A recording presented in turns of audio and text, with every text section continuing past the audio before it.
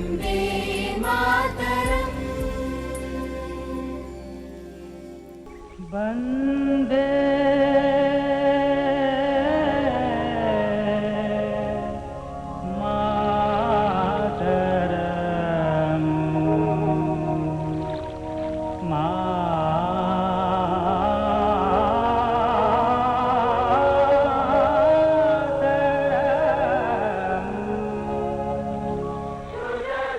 स्वाधीनता संग्राम के दौरान वंदे मातरम गीत केवल एक गीत नहीं था, बल्कि देशभक्ति की भावना का प्रतीक और राष्ट्र जागरण का सबसे लोकप्रिय नारा था।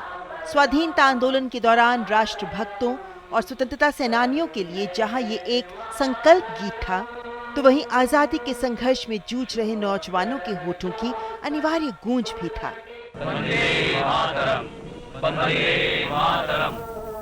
वंदे मातरम गीत के उद्देश्य, महत्व और देशभक्ति की भावना को देखते ही रविंद्रनाथ टैगोर ने पहली बार इसे 1896 में भारतीय राष्ट्रीय कांग्रेस के अधिवेशन में गाया था और इसके बाद तो ये राष्ट्रीय जनमानस के दिलो दिमाग पर छा गया।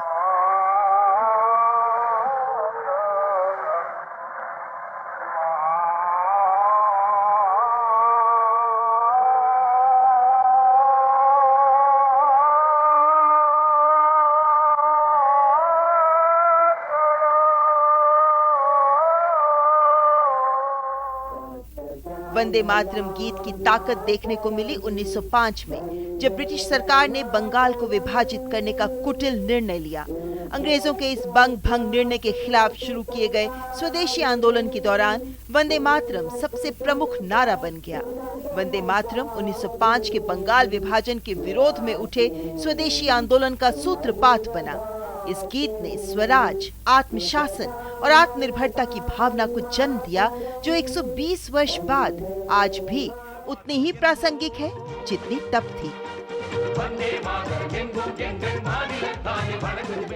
वंदे मातरम से प्रेरित होकर अवनींद्रनाथ ठाकुर ने 1905 में भारत माता का प्रसिद्ध चित्र बनाया, जिसने राष्ट्रीय आंदोलन को नई दिशा दी।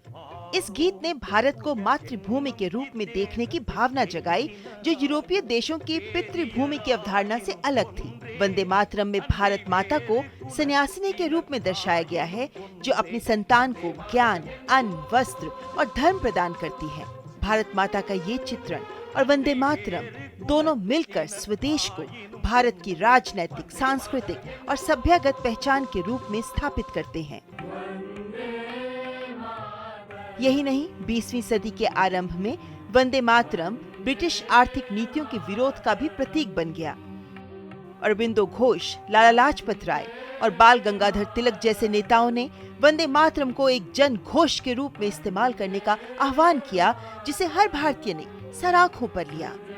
दरअसल यूरोपीय देशों की संकीर्ण और बहिष्कारवादी राष्ट्रवाद के विपरीत भारत का राष्ट्रवाद समावेशी और सभ्यतागत है, और वंदे मातरम इसी भारत की अवधारणा को अभिव्यक्त करता है, जहां विविधता में एकता और आध्यात्मिक एकता दोनों निहित हैं।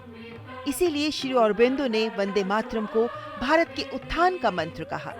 उन्होंने इस गीत की अपनी धुन भी बनाई, ताकि ये भारत के लिए एक शक्तिशाली और प्रेरणादायी मंत्र बन सके। अंग्रेजों की तमाम कोशिशों के बावजूद वंदे मातरम ने स्वतंत्रता संग्राम में न सिर्फ स्वदेशी की भावना को जगाया, बल्कि पूरे राष्ट्र को एकता के सूत्र में बांध दिया।